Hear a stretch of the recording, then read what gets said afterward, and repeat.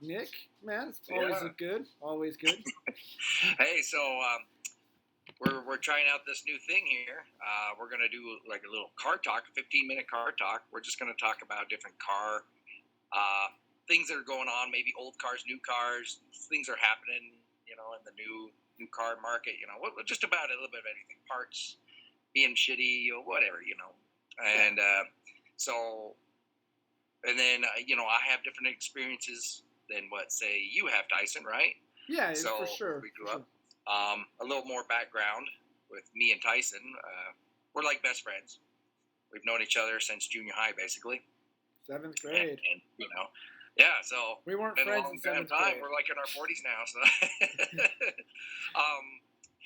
yeah, so anyway, we're just trying something new. I think a lot of people... they get sponsors and stuff, and they talk about all the good stuff about cars and everything, and we're just going to be real, don't you think? Yeah, cars suck sometimes. Let's be honest. Yeah. They do. Whether you've got a Corvette like Nick does in the background, or you're driving just the everyday, sedan or whatever outside, cars suck sometimes. But there is a lot of fun that comes with them. Exactly. Or pains in the ass. Yeah, for sure. Lately, it seems more like pain in the ass, but... yeah, we can dive into that, so yeah. Yeah, exactly. So it's funny, because we were thinking, like, our very first cars. I had a 72 Ford Maverick, only had a straight 6, little 250, wasn't very powerful. And what'd you have, Tyson? I mean, I know what you had, but right. You explain what you had. I had an 86 Pontiac Fiero SE. And I like to specify this because I'm very touchy on this point. A lot of people, when they imagine the Pontiac Fieros, they imagine the 85s, the 84s, where they were more pointy and whatever. The SE, the 86, if you go look them up, that's where they did a little bit of a body change. They had more of an aggressive look. It wasn't such a pointed nose. I do these things. It had like more of a scoop, kind of like what the sports cars now did. It had a better fin. To me, it just looked better. You guys can be... overall, the audience can decide. You know what? I'm going to edit this. I'll throw a picture up. You guys can see. Doesn't matter. But, yeah, 86 Pontiac Fiero. You still have a picture from back then? I can find one. I actually do have one somewhere. But, yeah, I had a V6 on it. Nothing special besides the V6. So was that a 4-speed, 5-speed? What was that? It was a 4-speed. I remember a little 4-speed. So, manual. Gearing, yeah. Which was weird because if it would have had 5-speed, it had a lot more in it. Trust me.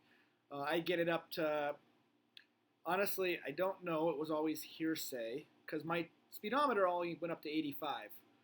But I could max the speedometer in 3rd gear and not hit red light. Fast. Right? And then for a teenager, it was exactly. Fast. And then in 4th gear, who knows at that point. I got pulled over once. Nick, you were with many times. Nick was with me once though. We were coming down a canyon, and I think this might be a little bit off, but I think he clocked us like 118 or something like that. Yeah. It was almost. It was just over double the speed limit because it was like 55. And the guy was cool about it, but it had some get up and go for what it was. But yeah, it was the V6, so it was when they started to get more powerful. A couple thousand pounds, so. Right. Well, I'm trying not to spend too much time on this. Once again, first car, I love the car. But 86 is when Pontiac started to figure out the Fiero. So 86, 87, 88 are if you're ever looking at a Pontiac Fiero, those are the best models. Like, from what they actually wanted to do with it, those are the cars that had the bigger engines, the better transmissions, they started to introduce a lot better, like, rack and pinion type stuff, things like that, just better chassis. Those were the Pontiac Fieros that weren't just trying to look like a cheap sports car. They actually were becoming a sports car. And then, of course, they canceled them. But, yeah, because of that, the car had some decent get up and go. It was fun for a 16-year-old. Maybe a little bit of a bad car for a 16-year-old, but probably. But let's dive in. Back on it. Right. Do I want another one? Hell yes. Am I going to get another one? Probably not. But let's go back to the Maverick because we didn't spend a lot of time on this Maverick, and you and me spent a So, lot of time okay, in this the Maverick first and working on the Maverick. the first Maverick, it was, I didn't purchase this car. This was what my parents handed down to me, and so it was just a perfect car for a 16-year-old. It didn't really have any get up and go or anything like that, and it leaked oil like a sieve. And I mean, I learned basically started learning how to work on cars with that car. There was nothing special really about it, but it did get me on the Maverick bug. So then when I went to college in Colorado there, I found a 73 Ford Maverick that was, I bought it from the original owner. And then that one had the 302. Of course, it was automatic, but, it was a much more better car. This is the baby blue one, right? There was the baby blue with a white vinyl top one, yeah. And so that one was basically technically my very first car that I purchased. And then I rebuilt the engine, restored it, repainted it, and as I drove that car for 14 years, and eventually ended up, getting rid of it. Just because a lot of it was just because I wasn't driving it anymore. But in between that time, then after that, I got a '74 Corvette that had the 454 in it. I'm not gonna lie, that thing was. I enjoyed the hell out of it, but it was kind of a piece of junk too. I only remember you had it parked at your dad's. I only remember seeing that because you bought it while you were in college, if I recall, and it was the way you kind of funded it was like and maybe you don't want this to be known, but you took like leftover what you was from the student loans or whatever to purchase it is what you told me. So and I just remember thinking, sheesh. But yeah, I never got to ride in it. I think I just saw it once. I got a weird question for you. You did ride it. Yeah. But the engine, because the engine just kept blowing up and everything. I don't know. This is where I started not liking big blocks. So then, eventually, I got rid of it. Because it just kept giving me way too many problems. It just cost me more than what it was worth at that time. And it wasn't an original big block. So, it wasn't worth, trying to fix up and keep going. Sure. At that time. Nowadays, maybe it'd be different. But then my dad, he had a Chevelle that he got a '66 Chevelle, and it was all original.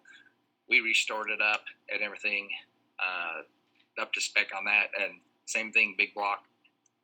I'm kind of biased now because to me, back then, I think the big blocks were cool because they had a lot of torque and everything, but they had more problems than it was worth, So we eventually got rid of that too, and then let's see what I have in between. And then what's happened between that? Cars. Yeah, right now, I have the Vet, which is the '69 Corvette. It has a little 383 in it, little. It actually picks up the other. It's pretty stout for what it is. And then I got a 2016 Subaru Crosstrek and a 2018 Jaguar F-Pace. And out of all and I've had many cars in between, but we won't mention them here. This is just what's current. But I'll have to admit, probably out of all the cars, and I had a 2006 Corvette, the blue Corvette. Yeah, I remember that. That one was my favorite bit, believe it or not, just because it's more modern. It was hella quick, and it just had more of the creature comforts. But I think the best car overall that I've owned has probably been the Jaguar, believe it or not, the F-Pace. It's been very reliable. It's very luxury. Rides real smooth and nice. So that's about it for that. I got rid of the 2006 Corvette because there was a little kid. I met my girl. She had a little kid that's 3 years old. Couldn't have a car seat up front. Couldn't teach my girl how to drive a manual stick. So I ended up trading that in for the Crosstrek. You were using the Corvette as your everyday driver. That's why you had to do that. It wasn't a side car, the fun car. That was we're not that rich. It's took them this long just to get this many cars and where I'm at. So, what about you? You've had a lot of stuff too. I've gone through so many cars, to be honest. But currently, what do you have? So currently I have a 2015 Mini Countryman, and I get teased a little bit about it, but actually I would place that in probably top 5 cars. I love that car too. It's different than a Fiero or a sports car, but I love that. And then our everyday driver is a 2018 Chevy Bolt, fully EV, just fully electric. That might be, ironically, considering I've had a couple of fast cars, the fastest, at least accelerating car. There is something about electric. That instant torque, those no gear shifts whatsoever. You put that thing in sports mode, and I can take on almost anything. It's ridiculous. I've never, raced a Tesla or something off the line. I'm sure they would still beat me. They're Teslas, but I've gone up against some cocky Mustangs, a few Porsches here and there. Not the small Porsches, We're talking some Carreras and stuff like that, and it's keeps up with them as long as I keep my wheel spin under control. But but it's electric, so I top out pretty fast. I usually don't. About 80 or so is like, okay, we've kind of figured out who's won by then, them or me. But it's a good car. I won't spend off the line. They're fast. Right off the line fast. It handles okay too. You can tell it's got the weight in the bottom, so it's a heavier car. For everyday commuting, I understand why people are going EV. You don't even need a fast charger. We put a fast charger in at my last house for it, but you get about with the Bolt, just to give some people some idea, because I get asked this all the time. You'd be surprised. The range is about 300 miles if it's fully charged, and it's warm. Weather matters, okay? But for why I say everyday driver is if you're just driving around town and you're putting less than 40 miles on your car a day, the average charge, if you're just using a normal plug, like what I plug my computer into or whatever, you charge about 5 miles per hour. So if I plug it in for 8 hours while I'm asleep, I can charge 40 miles back up every night, no matter what.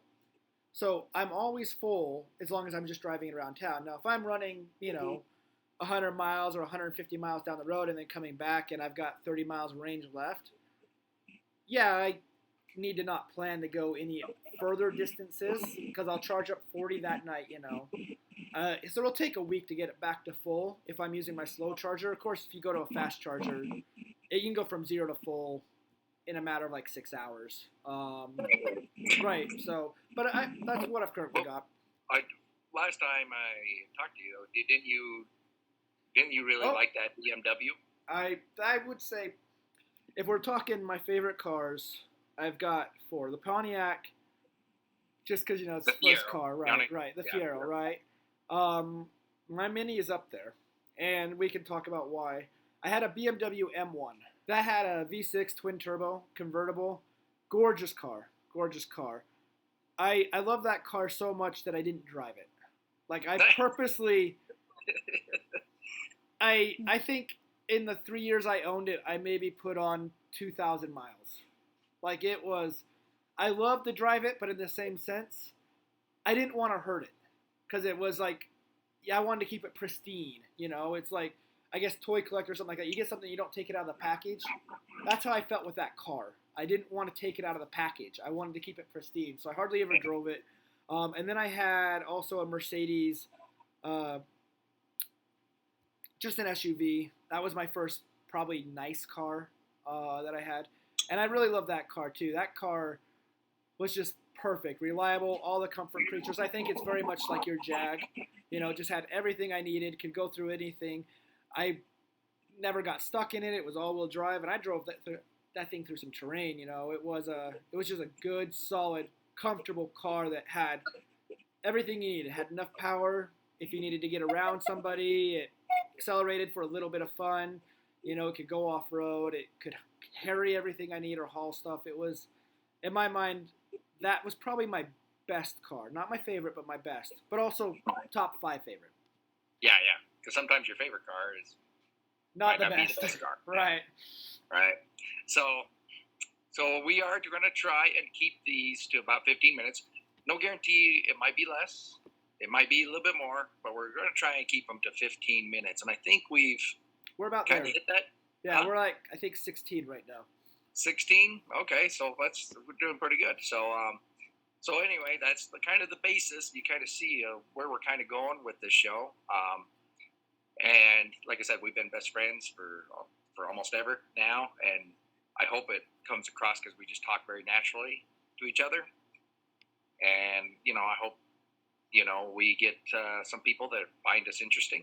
And if you guys have any questions or you guys want any topics that you want us to talk about, put it down in the comment section, and or anything like that. Email's also listed in the channel. You can email us. It's easy to find. So comment, email. Nick, I know this is cliche, but I think we have to do this. Where else can people find you if they happen to be finding us here for the first time and they're interested? So also, so because we have different other channels too. Oh yeah, we do a lot of different things.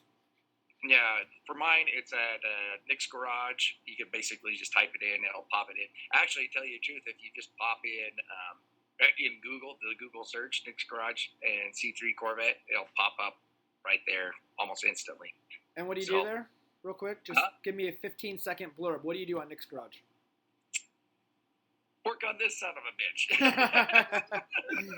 That's the 69 behind him, everybody. There's other things too, but I like I've worked on the Subaru and stuff.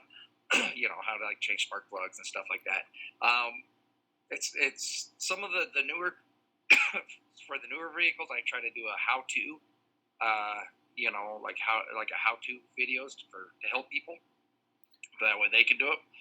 But for the vet, it's kind of I'm customizing, modifying it like what they call retro mod. So it's a little bit different. And I go at a different angle than I would because it's just separate, So, but you can still watch me, tinker around on all these cars. Right. Well, you can dive into that more. But just go to my YouTube channel and you can see it. I'll put links in below as well. Yep. So anybody interested, if you go down past the description of this, you'll see links. And then myself, if you're interested, I don't have as cool of a channel in my opinion when it comes to cars, but I do a bunch of different things. You can find me. I'm a runner. I like to build Legos, so you can find a Lego thing. I say stupid stuff that I find funny, and maybe some people do otherwise as well. So I have a channel literally for that. And then I'm starting a video game channel where I play StarCraft. And I play the original StarCraft, which is what I played when I had the Pontiac Fiero. So I guess I'm trying to just relive my teenage years. But yeah, all the links below. For that. Yep. And just one last little thing. I said we're both car guys, but we're taken in different directions in life. So because Tyson got married fairly before I could drink, young, and I've never been married. So I got my girl. We've been long term, but we still haven't been married, stuff like that. So we all took different directions and everything, and Tyson has 20 kids or something like that. Typical Utah family. 3 wives, 20 kids. Yeah. So, and I only got one that's, from my girl that, I've been with for a long time. So, different directions and everything, but we're still car guys. And, hopefully this will, hope you guys enjoy what we produce. Yep. Oh yeah, and this is gonna be like a once a week thing. So yeah, we're gonna try to do it. We didn't weigh that out at all. Once a week, 15 we minutes. We got lives outside of this. So all right. I don't know how to do a sign off. Yeah, see you next week. Yep. See you next week.